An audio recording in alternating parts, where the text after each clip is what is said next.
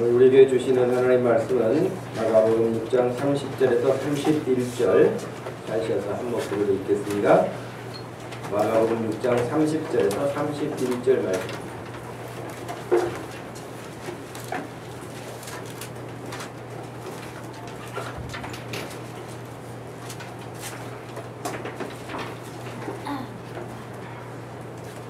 찾으셨으면 마가복음 6장 30절과 31절 한 목소리로 읽겠습니다.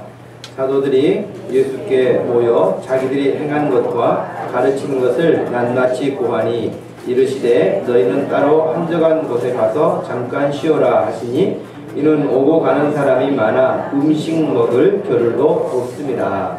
아멘. 계산하지 말고 쉬고 오라 하는 제목으로 특별히 이제 휴가철을 앞에 두고 말씀을 증거하겠습니다. 어젯밤 뉴스에도 보니까 본격적인 휴가철이 이제 시작되어서 고속도로마다 크게 정체 현상을 빚는다 하는 뉴스를 보았습니다. 아마 여러분들 가운데도 여름에 휴가 계획을 가지신 분도 있고 또 지금 고민하는 분도 있고 혹은 아예 계획을 잡지 못하시는 분도 있을 줄 압니다. 휴가철을 앞에 두고 직장인들을 대상으로 설문조사한 게 있는데 한 조사에 따르면은 휴가를 마음대로 가지 못하는 그 이유에 대해서 이렇게 이야기를 했습니다.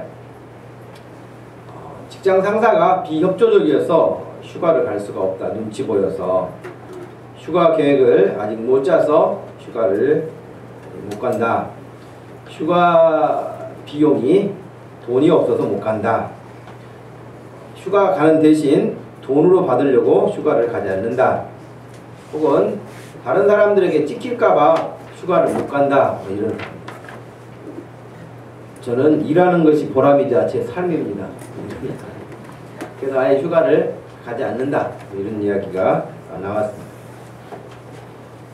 여러분 2010년도 월스트리트 저널이라고 하는 잡지에 한국 기업의 휴가 문화를 보도한 뉴스가 있었습니다. 제목은 휴가 마음대로 못 쓰는 한국이다는 제목이었는데 그 내용인즉 한국은 생산성 면에서 보았을 때 생산성이 다른 나라에 비해서 낮다는 거예요. 흔히 말하는 워커홀릭이라고 하는 그 일 중독 현상을 가진 나라가 우리나라라고 이렇게 이야기를 합니다. 우리 흔히 잘 아는 OECD라고 하는 경제개발 기구라고 하는 협력기구에 늘 이렇게 조사 발표들이 많이 나오잖아요. 그 조사에서도 2007년 자료이기는 합니다만은 한국인은 평균 2,306시간을 일을 한다 그래요. 한 해에 그렇게 일을 하는데 10년 전에 2,592시간에 비하면 좀 줄어든 시간이라고 그래요. 그렇지만 OECD 30개국 가운데 그래도 여전하게 우리나라 노동자들이 일하는 그 시간이 가장 높게 나왔습니다. 예를 들면은 2010년 통계에 보니까 연평균 근무 시간이 연평균에 2,193시간으로 나왔는데 OECD 평균 노동시간은 1,749시간이에요. 그러니까 평균치보다도 20% 정도로 우리나라 사람들이 일을 더 많이 한다는 거예요. 그러면 그렇게 일을 많이 하는 것만큼 그럼 생산성이 그렇게 높냐? 생산성은 23위였습니다. 그러니까 30개 국가 가운데에 일은 제일로 많이 시간을 쓰면서 하는데 생산성의 효율성을 따지고 보면은 23등을 하는 거예요. 그러니까 어떻게 보면은 생산성이 떨어진 거죠. 아마 우리나라 지금 현재 노동자의 평균 근로시간은 주당 40시간이라고 되어 있는데 연장 근무는 최대 12시간까지라고 되어 있다고 그래요. 그러나 현장에서 일하시는 분들의 이야기에 귀를 기울여보면 그것은 법에 나와 있을 뿐이고 주당 60시간을 하는 또 혹은 70시간까지 하는 그런 업체들도 있다는 거예요. 그런 일을 굉장히 많이 하는 것이죠. 근데 오히려 제가 보니까 이 리모델링 할 때도 제가 이렇게 지켜보니까 이 노동 현장에서 일하시는 분들이 오히려 노동 근무 시간을 잘 지키더라고요. 딱 하루에 8시간 일하는 거예요. 시간 되면 딱 일 끝나고 갑니다. 아마 그게 그런 원리일 거예요. 이 공사를 5천만 원에 끝내주십시오. 그러면은 열흘 걸릴 것을 5일 만에 끝낼 거예요. 후다닥 해치우고 그냥 우리 놀자 그럴 거예요. 그런데 일당제로 계산을 하면은 딱 시간 지켜가지고 한 15일 정도 일할 거예요. 옛날 이야기입니다만은 일본이 우리나라를 강점하고 있었을 때에 우리나라 사람들에게 노동자들에게 꼭 그런 식으로 이야기를 했다 그래요. 이 일을 오늘 하루 안에 끝내면은 몇 시에 가도 좋습니다. 그러면은 얼마나 일을 죽기 살기로 하는지 한나절이면 끝내고 다 집에 간다는 거예요. 딱 그렇게 일거리를 주면. 그런데 그것을 일거리로 그렇게 계산하지 않고 일당제로 계산하면은 한나절이면 끝내고 갈 일을 이틀 3일 한다는 거예요. 세워라 내워라. 바쁜 일도 없고 다급한 일도 없고 천천히 해서 시간만 채우면은 그날 급여를 주니까 뭐 바쁠 것이 없는 거예요. 아마 그런 현장이 우리들의 노동 현장에서도 아마 있지 않는가 그런 생각이 듭니다. 근데 제가 이런 이야기를 드리는 것은 여러분 이게 밖에 우리가 직장 생활하거나 노동 현장에서만 벌어지는 문제가 아니고 우리 교회라고 하는 신앙 공동체 안에서도 밖에서 하던 것들이 그대로 들어와요. 밖에서 그렇게 막 했던 것들이 교회 공동체 안에서도 그대로 느낄 수 있기 때문에 교회도 얼마나 바쁜지 몰라요. 교회도 원래 예수님이 우리에게 보여주셨던 신앙생활의 모델은 따로 있을 거라고 저는 생각을 합니다. 그런데 나라마다 약간의 차이가 있습니다만 특별히 한국 같은 이 교회 환경은 굉장히 바쁘고 그리고 정신없이 막 돌아가요. 그래서 외국에서 이민 목회하던 친구들이 한국에 들어와서 하는 이야기를 들어보면 굉장히 견디기 힘들다는 거예요. 그것은 미국이라든지 유럽이라든지 뭐 다른 기타 지역에서는 물론 다 직장 생활을 하고 거리가 우리처럼 이렇게 가까이 사는 사람들이 없고 멀리 살고 이러다 보니까 가장 큰 모임은 주중에 주일 모임 한 번 모인다는 거예요. 새벽 기도를 하는 교회들도 있지만 못하는 경우도 있고 수요일, 금요일 혹은 다른 모임들을 하고 싶어도 하지 못하는 그런 일들이 흔하다고 봅니다. 그런데 한국은 새벽 기도부터 시작해서 수요일, 금요일 또 중간에 성경 공부 그 다음에 주일도 아침부터 1부, 2부, 3부 혹은 뭐 오후에 늦게까지 얼마나 프로그램들이 많은지 그래서 오직하면 옛날에 어떤 분들은 주일을 안식일이라고 말하지 않고 압식일이라고 말을 했어요. 아니 주일날 그냥 완전히 그냥 거의 압박을 당해가지고 주일이 더 힘든 그리고 정말 그런 사람들은 교회에서 믿음 좋다고 막 칭찬하고 이렇게 해서 그 다음날 회사 출근해가지고 몰래 숨어서 잠자고 졸고 그러면 여러분 그거 어떻게 되겠습니까? 열심히 교회에 와서 정말 하나님의 은혜를 누리고 힘을 충전받고 영적으로 재무장되어가지고 세상에 나가가지고 정말 모범적으로 다른 사람들이 예수 믿지 않는 사람들이 주일날 연휴 그냥 토요일까지 해가지고 마음껏 뭐 놀고 마시고 즐기고 와가지고 월요일날 피곤해서 흔히 말하는 오류병에 걸려서 비실비실 할 때에 예수 잘 믿는 사람들이 아주 멋있게 비실거리는 그 동료들 앞에서 아주 힘있게 막 일도 하고 어떤 일도 솔선수범하고 그러면 얼마나 멋있어 보이겠어요.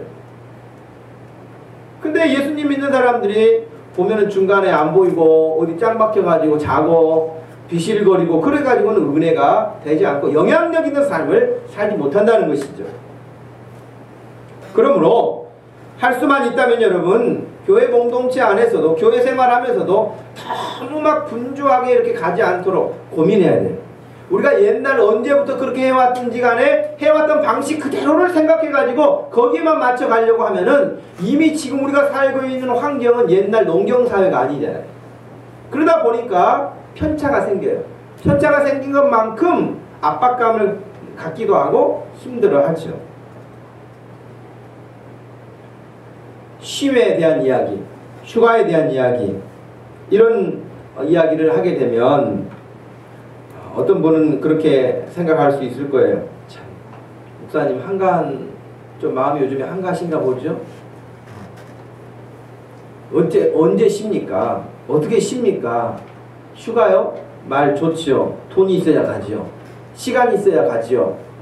등등 여러 가지 환경상 뭐 아이가 고3입니다. 아이들이 학원 때문에 안 됩니다. 또 이런저런 남편 직장 생활에 휴가가 안 맞습니다. 등등 여러 가지로 해서 여러분 휴가를 하지 못하고 그냥 지내야만 하는 그런 환경들이 우리들의 현실이기 때문에 아예 포기하고 사는 경우들이 많고, 교회 공동체 안에서도 그런 이야기를 그렇게 은혜롭게 받아들이지 못하는 환경들도 있는 것이 현실입니다. 그런데 여러분 오늘 말씀에서도 예수님은 쉼에 대해서 아주 적극적인 표현을 하셨습니다. 31절에 이르시되 너희는 따로 한적한 곳에 가서 잠깐 쉬어라.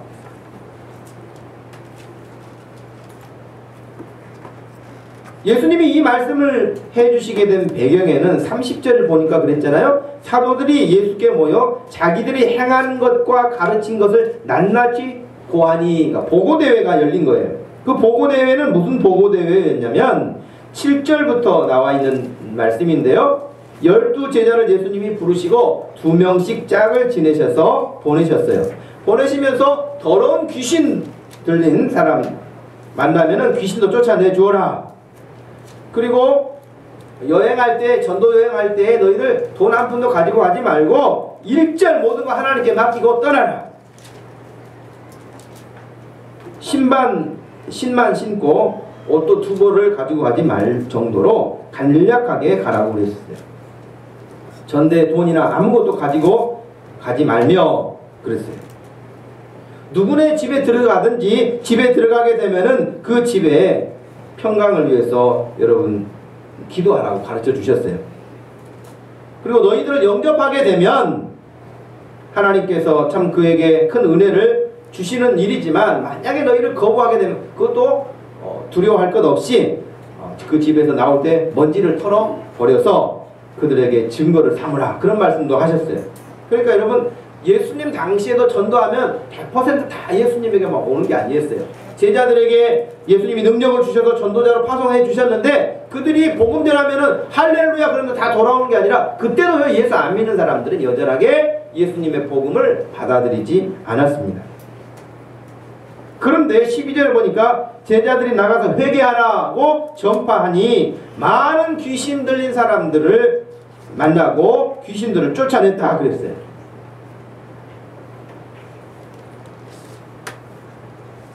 또 병자들을 향하여서는 기름을 부어서, 기름을 붓는다는 것은 하나님이 함께 하신다고 하는 그런 상징인데 기름을 부어서 병자들을 위해서 기도하면 병이 다 나았어요. 또 이 말씀 듣고 집에 가서 참기름병 꺼내가지고 기도하고 그럴지 모르지만은 여러분 하나님 앞에 믿음을 가지고 기도할 때에 예수님만 병을 고치시는 것이 아니고 제자들도 병을 치료할 수 있는 능력을 하나님이 주셨던 거예요. 그러니 여러분 얼마나 신기했겠어요. 여러분이 만약에 우리 오늘 예배 끝나고 나갑시다, 나가서 전도합시다 그래가지고 나갔어요. 근데 정말 만나가지고 어떤 사람은 질병에 고통스러워하는 사람도 있고 어떤 사람은 정말 귀신 들려가지고 이 더운 날씨에 겨울옷을 입고 머리를 풀고 다니고 이런 사람을 만났는데 여러분이 그냥 만나가지고 나사렛 예수의 이름으로 명하노니 물러가라, 너나 물러가라 이러면서 너는 누구냐 막 이러면서 여러분에게 달려들면 무서워가지고 도망오고 그런 게 아니라 여러분을 무서워해가지고 그렇게 귀신도 쫓아내고 병자도 고침을 받고 이렇게 가지고 1시간 하고 돌아왔어요. 그러면 여러분 여기서 얼마나 하고 싶은 이야기가 많겠습니까? 우리가 만난 사람은 정말 이런 사람인데 야 참 신기하다, 신기해, 이런 이야기를 할 겁니다. 이 제자들이 예수님 앞에 지금 와서 보고하는 것이 바로 자기들이 했던 일들의 신기한 것 때문에 막 말을 많이 하는 거예요. 그래서 예수님께서 그 낱낱이 고한다고 했으니까 아주 자세하게 막 자기네들이 신이 나서 보고하고 있는 그 제자들을 향해서 너희는 따로 한적한 곳에 가서 잠깐 쉬라고 하셨어요. 첫 번째 제가 여러분에게 말씀드리고 싶은 것은 시간을 내서 쉬라는 거예요. 휴가를 가라. 그렇게 적극적으로 더 말씀을 드리고 싶습니다. 예수님은 늘 기도하실 때도 한적한 곳에 가셨다. 그런 표현들이 있어요. 한적한 곳에 가셨다. 다른 사람들로 또 방해받지 않는 그런 한적한 곳을 찾으셔서 늘 하나님 아버지와의 관계가 끊어지지 않고 긴밀한 친밀함을 가지실 수 있도록 그렇게 하셨어요. 예수님이 그렇게 하셨기 때문에 제자들에게도 한적한 곳에 가서 잠깐 쉬어라 라고 그들에게 쉼을 말씀하셨습니다. 사람들은요, 자기가 막 어떤 일이 좋아가지고 신이 나면은요, 피곤한 줄 모르고 막 하거든요.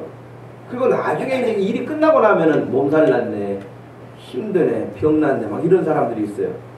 절제를 못해, 컨트롤을 못해. 아마 예수님이 보셨을 때는 이 제자들이 지금 막 신이 나가지고 자기들 이야기하는데 예수님이 보셨어요.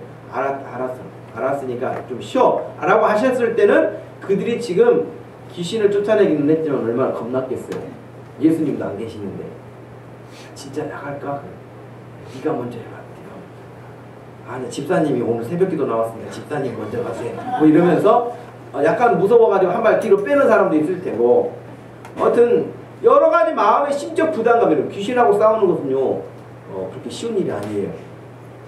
영적 싸움에서 사단이가 쉽게 물러나지 않습니다. 그렇기 때문에 이 제자들이 지금 결과적으로는 신이 났지만은 예수님이 그 제자들의 영적 상태를 쫙 보시니까 굉장히 피곤해 지쳐 있는 거예요. 그런데도 지금 보고할 것이 많아가지고 그것을 모르고 계속해서 하니까 예수님이 알았다, 잠깐 쉬어라고 말씀하신 겁니다.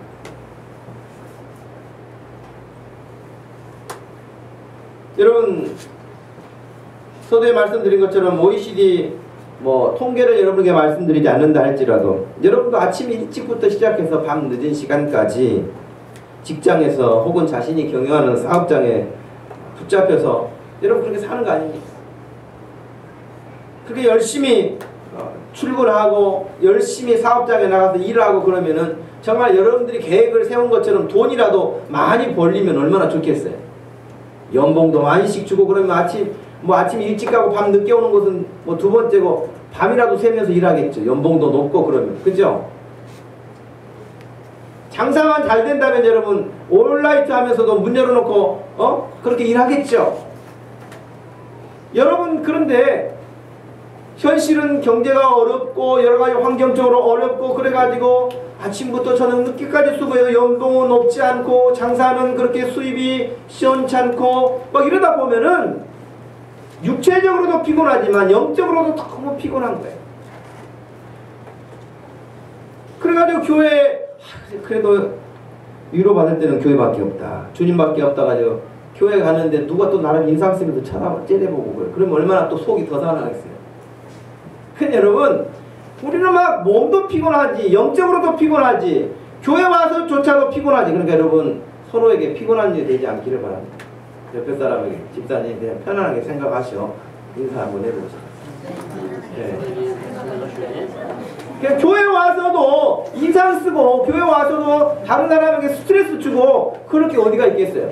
그러니까 첫째는 다른 사람에게 피해를 주지 않도록 하는 것도 중요하고, 혹은 다른 사람이 그런 어떤 모습을 취한다 할지라도 그것을 또 이렇게 넓은 마음으로 받아줄 수 있는 마음도 우리가 갖는다면 정말 세상에서 힘들고 지쳐있는 사람들이 교회 와서 다시 회복해서 돌아갈 수 있지 않겠습니까? 네.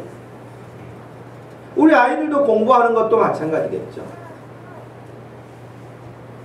공부 다 부모님이 공부 잘하기를 바라지, 야, 엄마도 머리 나쁘고 아빠도 별로 그렇게 머리 좋지 않으니까 너 큰 기대 안 한다, 그냥 너 마음껏 다녀라, 그런 부모 있습니까? 그런 부모님이 그렇게 말씀해 주신 적이 있다 그런 학생들 손 들어보세요. 엄마도 그렇게 학교 다닐 때 공부 잘 못했어, 아빠는 더 못하고 그러니 너희들 아무 걱정할 거 없다, 그런 부모님 만나본 학생들 전부 다 옛날에 부모님들 우등생이었어요.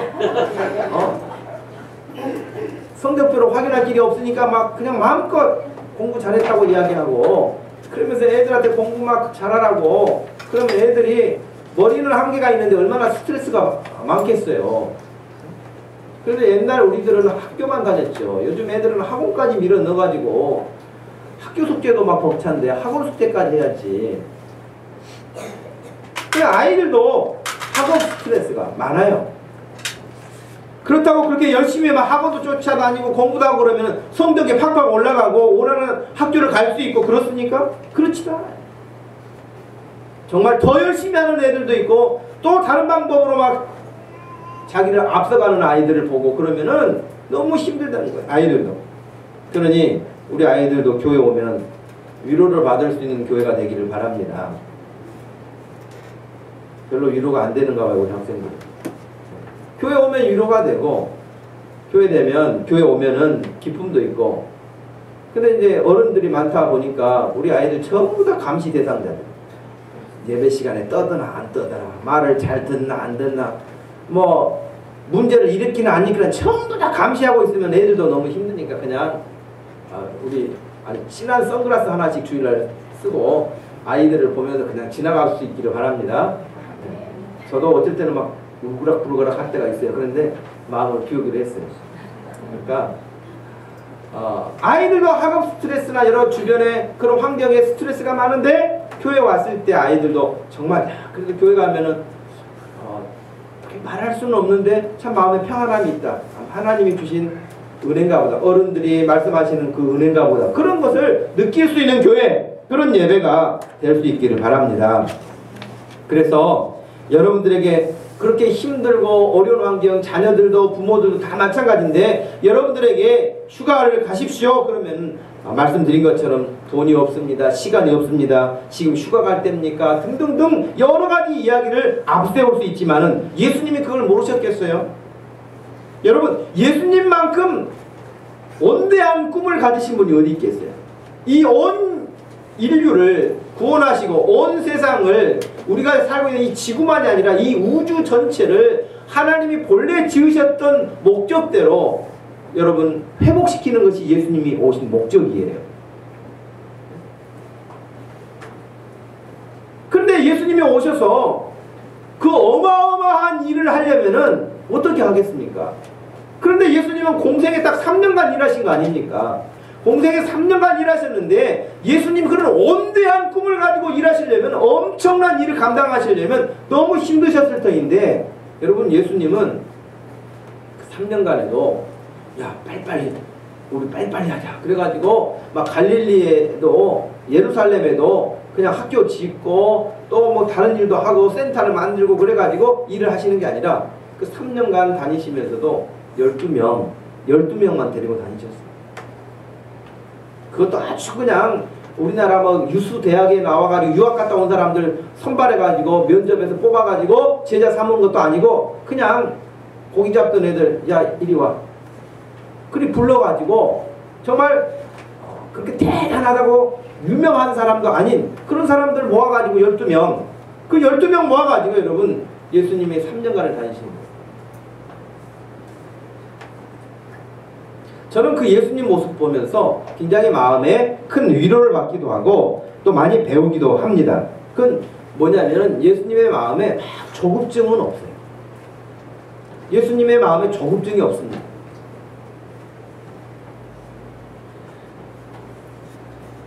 참 저도 그 딜레마처럼 생각할 수 있는데요.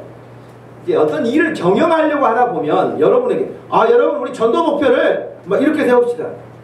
서영식 집사님 전도 목표가 몇 명이죠? 1000명이잖아요.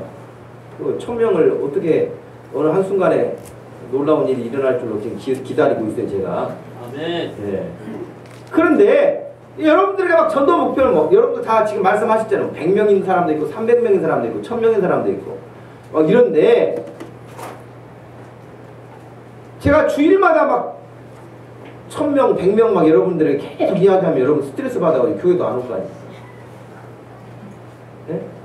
나 하나 다니기도 힘든데 막 이러면서 그럴 수도 있을 거란 말이에요.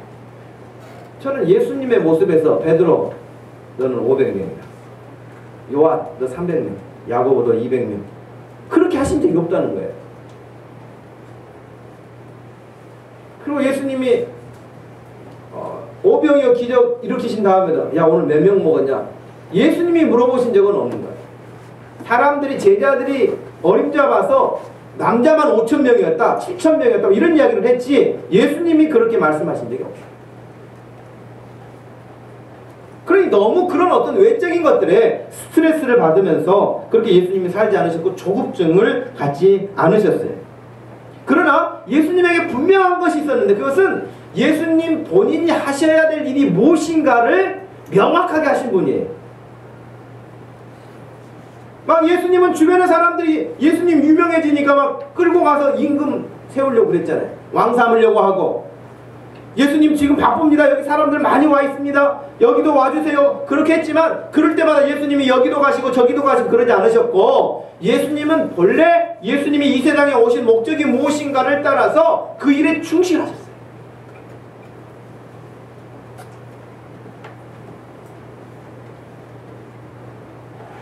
저는 여러분들이 신앙생활도 마찬가지라고 생각해요. 하나님 앞에서 해야 될 아주 기본적인 어떤 신앙의 자세들 이것들 여러분 놓치지 않으면서 하나님 앞에서 믿음으로 사는 거예요.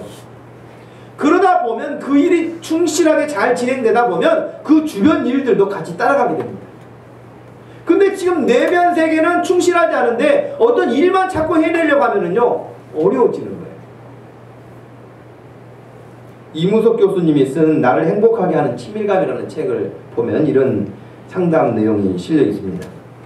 한 여성이 소개되어 있는데 고위직에 있는 여성 공무원이었습니다. 근데 불행하게도 이 공무원인 여성은 일 중독자였습니다.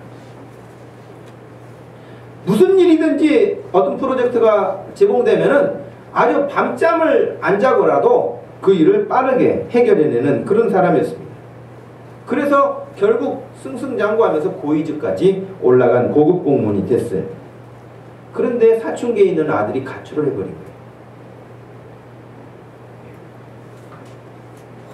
자기는 나름대로 열심히 살았는데 아들이 가출을 한 일로 인해서 아주 절망감에 빠지게 되었습니다. 아들은 가출한 정도가 아니라 어머니를 아주 그냥 얼마나 증오했는지 원수처럼 미워했다고 되어 있습니다. 그러면서 그 아들도 상담을 받았는데 어머니는 제가 아무리 생각해봐도 계모인 것 같아요. 그런 거예요. 그러니 그 어머니가 얼마나 기가 막혔겠어요. 그러면서 그 고급 공무원이었던 이 여성은 상담가에게 와서 그런 이야기를 했습니다. 저는 정말 억울합니다. 제가 남편과 이혼하고 아들을 잘 키워보기 위해서 내가 밤낮 없이 수고하고 애쓴 것을 이렇게 몰라주고 가출하고 저를 계모 취급하고 하다니 저는 너무나 억울합니다. 그런데 아들의 입장은 그거예요. 정말 자기가 필요할 때 어머니는 늘 자기 곁에 없었다는 거예요. 엄마는 바쁘단다. 엄마 지금 나가봐야 되거든. 엄마 지금 이런 일을 해야 되거든. 그러면서 정말 엄마의 따뜻한 사랑이 필요하던 그때에 정작 그 곁에는 아들 곁에는 엄마가 있지 못했어요. 자기 일에만 열심히 몰두를 했지 자녀에 대해서 늘 돈으로 해결하고 그냥 또 다른 어떤 이유를 앞세워서 선물로 그 일들을 그냥 메꾸면서 자기는 그냥 일 중독에 빠져서 그렇게 살던 사람이었습니다. 어떤 때는 휴가를 같이 갔는데도 어떤 아이디어가 그냥 번쩍 떠올랐다 그래가지고 미안하다 얘들아 너희들끼리 놀고 와라. 그리고는 자기는 일하러 가버렸다. 그 일 중독이 무섭죠. 휴가 가는 거 시간이 아깝다고 생각한 사람이었어요.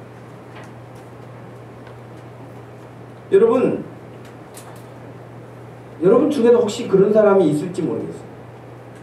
그냥 불안한 거야. 물론 불안할 수 있죠. 환경은. 여러분들이 뭐 저축을 많이 해놔서 연금도 나올 수 있거나 아니면 은행에 돈이 많이 있어서 여러분들이 막 일을 하지 않아도 은행에서 나오는 돈으로 살 수 있거나 뭐 그런 제도가 여러분들에게 지금 되어 있지 않기 때문에 나가야 될 지출은 많지, 수입은 점점 줄어들거나 한계가 있지. 그런 여러분 얼마나 마음이 불안합니까? 그런데 여러분 오늘 집에 가셔서 곰곰이 여러분의 삶의 모든 것들을 총체적으로 놓고 한번 계산을 해보세요.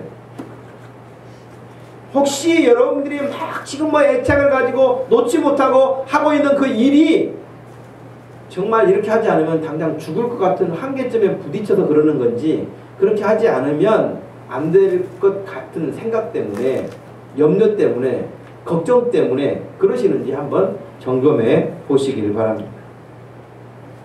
고위 공문에 올라가서 월급을 많이 받으면 뭐합니까? 아들이 가출해버려요. 아들이 자기를 보고 계모라고 생각하는데 무엇을 위해서 돈을 법니까? 이 여성은 자기 자녀를 잘 키우기 위해서 그렇게 했다는 거예요. 제가 전에도 한번 소개했을 거예요. 이 젊은 신혼부부가요, 아이가 이제 2살 정도 됐는데 텔레비전에 프로그램에 이렇게 소개하는 적이 있어요. 분식점을 해요, 이 젊은 부부가. 분식점 여러분 얼마나 바쁩니까? 뭐 그래요. 아내는 주방에서 일을 하고 남편은 배달을 하고 막 그러는 거예요. 근데 이 아이를 맡길 데가 없었던 거예요. 지금이야 뭐 보육원 시설도 있고 여러 가지 있지만 벌써 뭐 한 5, 6년 전 이야기인데요. 그러니까 이 아이를 그 일터에 자기 가게 한쪽 작은 방에다가 데려다 놓고 일을 하는 거예요. 그래서 이 젊은 부부가 그 인터뷰에서 그런 고민을 털어놓았습니다. 사실 우리 부부가 이 아이 하나 잘 키워보자고, 그러기 위해서는 돈이 필요하니까 돈을 벌기 위해서 지금 아침부터 밤 늦게까지 10시까지 그렇게 하는 거예요. 정신없이 왔다 갔다 하는 거예요. 그거 너무 피곤하니까 밤에 집에 들어가면 어떻게 할 수도 없이 다 골아 떨어지는 거예요. 그러면서 아이를 보면 늘 불쌍하다는 생각, 미안하다는 생각이 끊어버릴 수가 없다는 거예요. 지금 아이에게 가장 엄마가 필요한데 돈 벌어서 아이 잘 가르치고 아이 잘 양육하기 위해서 그 아이하고 지금 같이 놀아줄 수 없는 이런 구조가 되어버린 거예요. 여러분 열심히 돈 버는 거 좋죠. 성실하게 일하는 거 좋죠. 그러나 늘 그런 모든 일들을 통하여서 여러분들 무엇을 위해서 그렇게 하는 것인지를 생각하고 앞에 대해서 장래에 대한 일들에 대해서 아주 꼼꼼하게 계획을 세우고 그렇게 준비를 하는 것 때문에 지금 당장 해야 될 부분들, 지금 당장 아이들과 같이 지내줘야 하고 부부가 같이 지내야 하고 함께 공유해야 될 것들을 다 놓쳐버리면 여러분 나중에는 그럴 수 있는 환경이 돼도 누리지를 못합니다.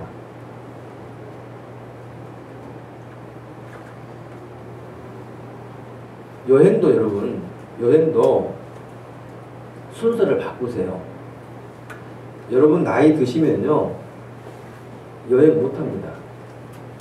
힘들어서 못합니다. 여러분 울산바위 올라갔다고 내려오겠어요? 못 갑니다 거기.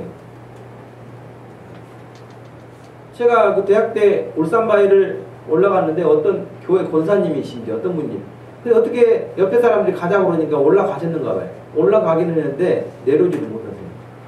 여러분 직선으로 이렇게 계단이 쫙 내려있잖아요. 현기증 나고 다리에 이제 힘이 다 풀려가지고 못 내려오십니다. 그래서 우리 친구들이 같이 부축해가지고 업고 내려왔어요 그분을. 여러분 연세 들면은 못한다니까요. 해외여행이요? 비행기 못합니다. 어디로 와서. 그러니까 젊어서 여행도 젊어서 해야 돼요. 산도 젊어서 올라가야죠. 나이 들면 못 올라갑니다. 그러니 제가 이런 말씀 드리면 목사님 우리 사정 너무 몰라.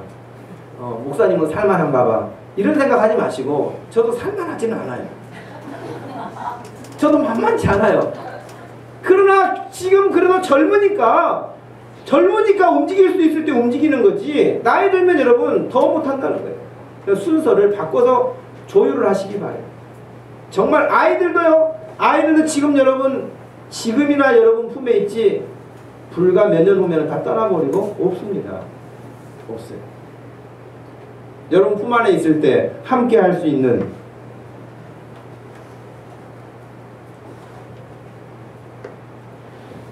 우리 박희석 집사님도 고개를 들고 저를 보시오. 얼마나 일 열심히 하고 삽니까, 박 집사님도. 내가 그 가게 가서 볼 때마다 그 가게에 평생을 같이 사는 것처럼 생각이 돼요, 어쩔 때는. 응? 아침 나와가지고 밤 늦게까지 그 가게에서 손님들 만나고, 제가 그 휴대폰 하나 파는 거 이렇게 지켜보면은요, 2시간을 말을 하는 사람도 있어요. 근데 어떤 사람도 안 사고 가네. 2시간을 이야기하는데. 여러분, 말하는 게 얼마나 힘듭니까? 근데 거기에 매장에 딱 갇혀가지고 어떻게 보면은 그렇게 보일 때가 있답니다. 열심히 일한 박 집사님, 금년에 여행을 떠나시기를 바랍니다. 이때는 민우하고 민이가 아멘 그래야 일이 되는 거야. 네. 정말 열심히 일하는 여러분들, 조금이라도 짬을 내셔서 그렇게 우리 주님이 잠깐 쉬어라 말씀하신 것처럼 우리에게도 그런 휴가 계획을 구체적으로 세워서 여러분 함께 할 수 있는 여름을 만드시길 바랍니다. 두 번째는 휴가를 위해서 여러분 쉼을 위해서 투자하는 것을 망설이지 마십시오. 31절에 너희는 따로 한적한 곳에 가서 잠깐 쉬어라 그랬어요. 이는 오고 가는 사람이 많아서 음식 먹을 겨를도 없다 그러셨거든요. 근데 여기서 정말 우리 주님이 정확하게 말씀해 주신 것 같아요. 잠깐 쉬어라. 계속 쉬어라. 그래서 어떻게 됐겠어요? 근데 잠깐 쉬어라 그러니까 정말 잠깐 쉬는 거예요. 1년 365일 가운데 휴가가 잠깐이지 뭐 한 달을 합니까? 그러지 않잖아요. 그런데 그 잠깐이 새로운 힘을 만들어낼 수 있는 원동력을 가질 수 있습니다. 쉬는 게 낭비가 아닙니다. 하나님께서 사람을 지으시고 그 사람에게 필요한 것들이 여러 가지 있는 것을 너무나 잘 아셨어요. 그래서 여러분 안식일을 우리에게 주신 거 아닙니까? 안식일은 주님을 위한 날이 아니에요. 안식일은 우리를 위해서 주신 거예요. 우리가 주일이라 그래서 주님의 부활하신 날을 기념하고 살지만은 여러분 그 안식일이나 주일은 우리를 위해서 주신 거라니까요.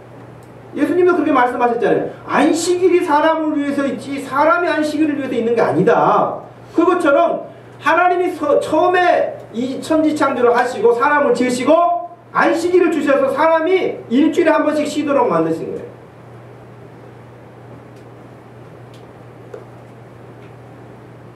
그래서 여러분 안식일이 있고 안식년이 있고 희년이 있고 그런 절기들을 주셔가지고 우리를 쉬도록 하나님이 땅도 쉬도록 그렇게 하셨던 거예요. 저는 구약에서 우리에게 쉼을 이야기할 때에 가장 좋은 이미지가 있다고 한다면 어딜까 그런 생각을 해봤어요. 여러분 구약에서 휴가와 가장 잘 맞아떨어지는 장면이 있다면 어딜까요? 구약에 휴가가 있나요?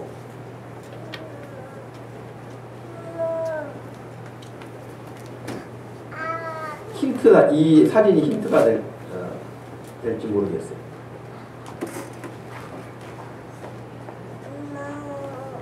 양 몇 마리인가 세보는 게 아니고 시편 23편이 저는 휴가에 대한 좋은 힌트라고 생각해요. 여호와는 나의 목자시니 내가 부족함이 없으리로다. 그가 나를 푸른 초장에 누이시며 쉴 만한 물가로 인도하시는다. 할렐루야. 여러분 우리를 쉴 만한 곳으로 인도하시는 분이 주님이시라고 말씀하셨어요.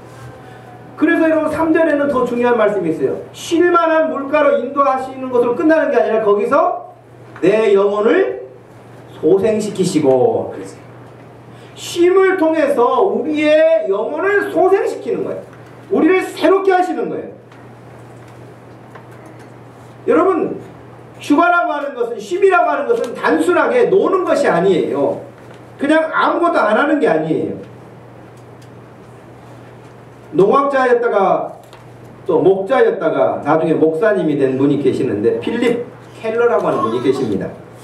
그분은 시편 23편을 이야기하면서 이렇게 이야기를 했어요.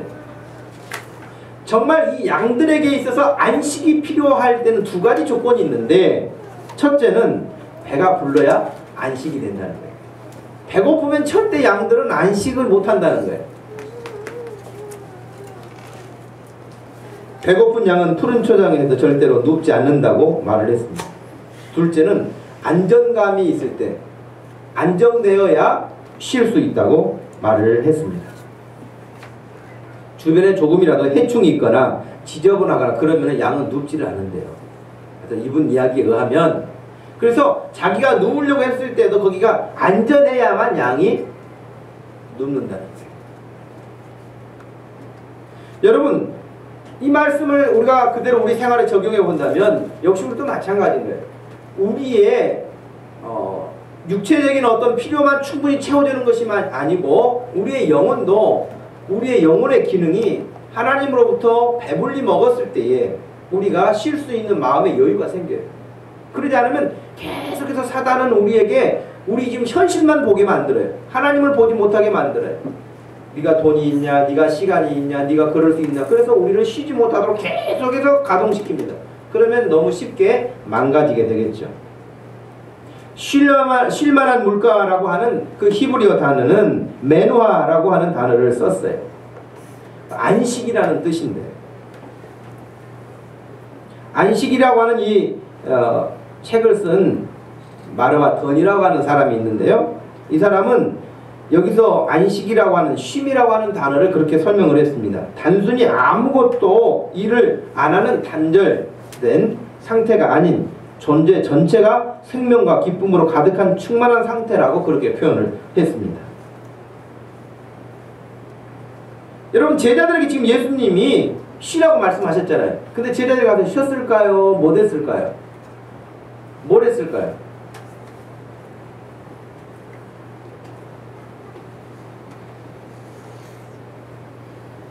제가 상상해 보건데 제자들은 가서도 계속 말을 했을 거예요. 그 두 명씩 흩어졌으니까 예수님이 잠깐 쉬어라 그렇게 했어도 자기들끼리 다시 모여가지고 야 니 진짜 그랬어? 막 그러면서 이야기는 계속됐을 거예요. 네. 수련회 가가지고 애들한테 몇 시까지 자라 그래 절대 안 되잖아요. 애들 똑같아요. 네. 휴가는 결코 낭비하는 시간이 아닙니다. 여러분 새롭게 힘을 얻을 수 있는 기회이기도 합니다. 그래서 어떤 분은 휴가를 가려고 하는 정의에 대해서 그렇게 이야기해요. 일단 집에서 아무것도 안 하고 쉬는 건 휴가 아니다. 집을 떠나는 게 휴가라 그렇게 정의를 하는 분도 있어요. 여러분의 일상생활은 일단 떠나라는 거예요. 그래야 조금 새로운 생각도 들어온다는 거예요. 그냥 아유 뭐 쉬지 하루 푹 쉬지 그리고 여러분 집에 있거나 여러분의 생활하던 환경에 그대로 있으면은 창의적인 생각이 들어오지 않는다는 거예요. 그러니 집도 떠나고 직장도 떠나고 사업장도 떠나고 일단 떠나서 산속으로 들어가든지 하늘로 올라가든지 움막을 파고 땅속으로 들어갔다 오든지 하여튼 떠나는 거예요. 떠나는 거예요. 지금의 환경에서 좀 떠나야 새로운 생각이 나온다는 거예요. 제가 부부행복학교를 할 때에 수료식을 하게 되면은 앙코르 결혼식을 이렇게 하라고 늘 이야기를 했습니다. 그러면은 의견이 막 갈려요. 어떤 사람은 또 이 나이에 무슨 드레스야 그러면서 좀 부끄러워하는 사람도 있어요. 부끄러워하는 사람도 있지만 또 한편에는 경제적인 부분 우리가 막 예식장에 가가지고 턱시도도 있고 드레스도 있고 막 이제 이렇게 앙코르 결혼식 하고 그러면은 돈이 좀 들어가요. 많이 들어갔던 팀에 막 사진도 찍고 뭐 하고 그러면 100만 원 들어가지 않았나 싶어요. 이윤가 집사님. 그렇죠. 아마 그 정도 들어갔을 것 같은데 여러분 일상생활에서 100만 원 큰 돈 같지 않지만 또 그것이 부담되는 돈이기도 해요.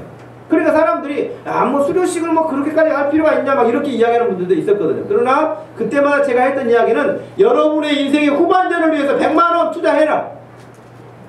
투자할 가치 있다 저는 그렇게 생각을 해요. 여러분 휴가도 마찬가지예요. 휴가 가려면 돈이 필요하고 시간이 필요하죠. 그러나 그 시간과 돈은 여러분 투자라고 생각을 하셔서 쓰시기를 바라요.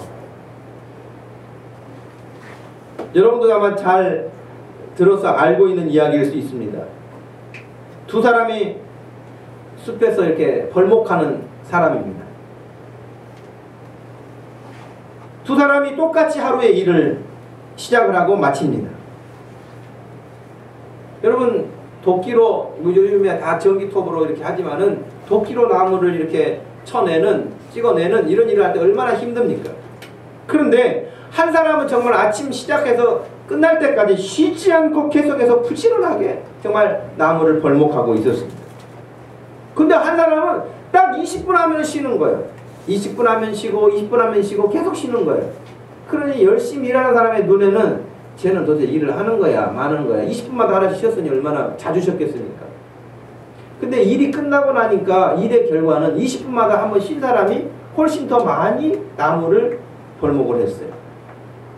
왜 그런가 봤더니 이 사람은 20분 쉬면서 그냥 넋놓고 있었던 게 아니라 20분 쉬면서 도끼 날을 다시 한번 이렇게 가는 거예요. 그러니 훨씬 일도 수월하고 일 생산성도 높아졌던 것이죠. 하루 종일 계속해서 도끼질만 했던 사람은 도끼질은 많이 했는데 생산성은 떨어진 거예요. 여러분, 이번 여름에 휴가 계획이 혹간 없으셨다면 오늘 밤에 가셔서 가족 회의를 하시고 휴가 계획을 짜시길 바랍니다. 네, 최 집사님만 재밌게 잘 다녀오시길 바랍니다. 혼자 하면 안. 네, 여러분 계획을 짜세요. 투자를 하세요. 그래야만 여러분이 금년에 남은 후반기도 또 새롭게 충전을 받아서 열심히 일할 수 있습니다. 여러분, 사도 요한의 제자로 알려진 서머나 교회 감독이었던 폴리갑이라고 하는 사람이 있었는데, 이 폴리갑이라는 사람은 그 당시에 성자라고 하는 추앙을 받을 만큼 아주 경건한 사람이었어요. 하나님 앞에 정말 열심히 사람이었어요. 근데 이 사람은 집에서 뭘 키우냐면 새를 키우고 있었습니다. 그날도 정말 이렇게 새에게 먹이를 주고 새에게 말도 걸고 막 이렇게 하고 있었는데, 어떤 한 사람이 폴리갑인 줄 알아봤어요. 그러면서 사람들에게 소문내기를, 야, 폴리갑 성자라고 그러더니 새하고 놀고 노닥거리고 있더라, 그렇게 말을 한 거예요. 그때 폴리갑이 이렇게 말을 했습니다. 화를 쓰지 않을 때는 화를 풀어놔야 된다, 그렇게 이야기를 했다. 여러분, 활은 어떠합니까? 활을 쏘려면은, 화살을 날리려면은 팽팽해야 됩니까? 느슨해야 됩니까? 팽팽해야 되죠. 근데 활을 쓰지 않을 때는 그걸 풀어놔야 그것이 다시 활을 날릴 때, 화살을 쏠 때에 감아도 팽팽해지는 거예요. 계속 팽팽하게 놔두면 나중에 그것이 느슨해져서 일이 안 되는 겁니다. 마찬가지로 우리의 일상이 너무 바쁘다 그래가지고 그냥 그렇게 쪽지어 다니지 마시고 시간을 따로 계획을 세우셔서 투자하시고, 예수님이 우리에게 말씀하신 것처럼 잠깐 쉬어라 하신 것처럼 여러분의 휴가 계획을 잘 세우셔서 여러분들이 하나님 앞에 새로운 힘을 받을 수 있는 시간, 인생에서도 복된 시간이 일어날 수 있기를 주님의 이름으로 축복합니다. 네. 한번 같이 기도하십시다.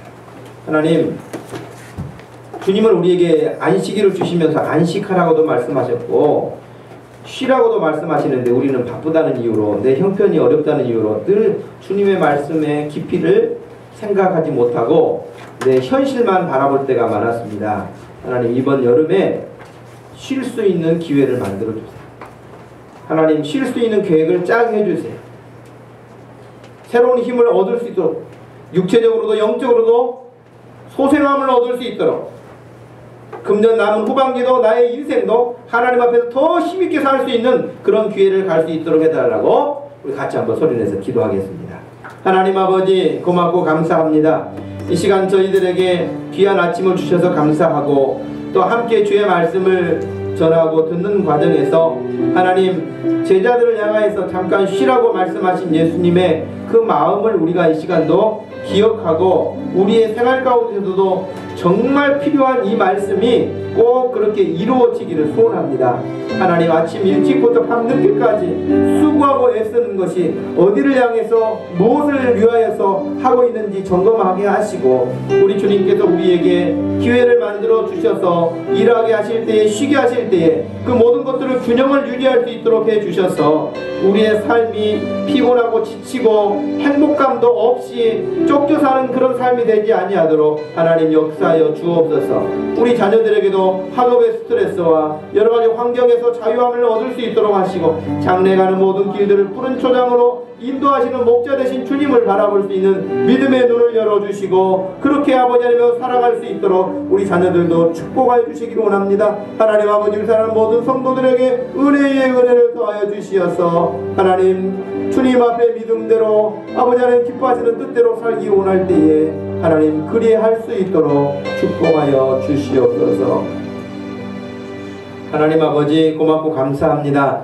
오늘도 우리에게 귀한 형제 자매들 함께 주님 앞에 예배할 수 있도록 하시고 주님을 바라보게 하신 것 감사합니다. 오늘 특별히 열심히 복음 전하며 귀신을 쫓아내며 병자들을 고치며 복음을 전파했던 그 제자들이 신이 나서 예수님 앞에 보고할 때에 예수님께서 그들을 보시고 잠깐 쉬라고 말씀하신 것처럼 하나님 우리 사랑하는 모든 성도들 직장생활과 사업장과 학교생활 여러 환경에서 하나님 수고하고 애쓴 환경에서 잠깐 쉴 수 있는 휴가 계획을 세울 수 있도록 하시고 하나님 앞에 우리가 또 새롭게 충전함을 얻어서 소생함을 얻어서 하나님 기뻐하시는 삶을 더 크게 역사하며 역사를 일으키며 살아가게 하여 주시옵소서. 하나님 마음도 평강을 주시고 육체도 평강을 주시고 그런 환경도 열어주시고 하나님께서 함께하여 주실 줄로 믿고 예수님의 이름으로 기도하옵나이다.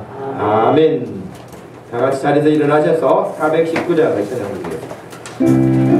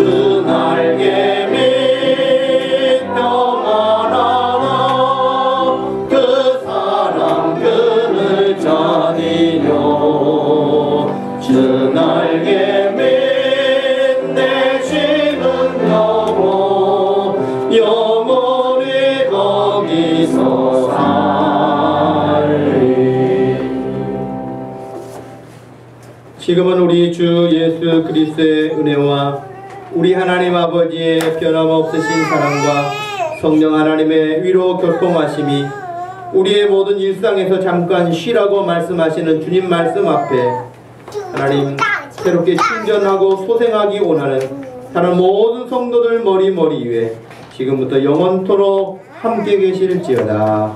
아멘.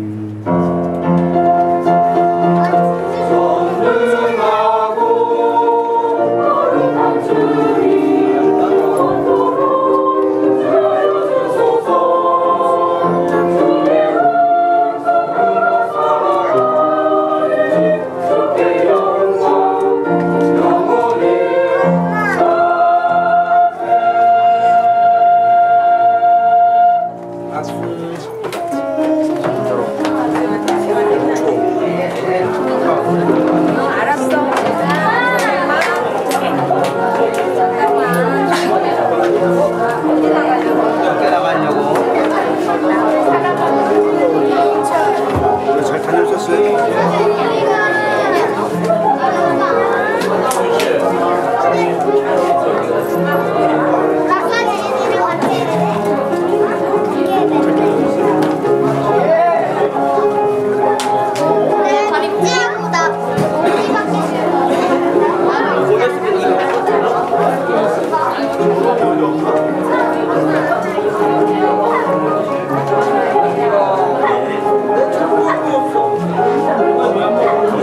마을이 하는 거라니까. 마을 뭘? 마을이 저 식사하고 오는 날이니까. 저분 오셔야 되고. 예.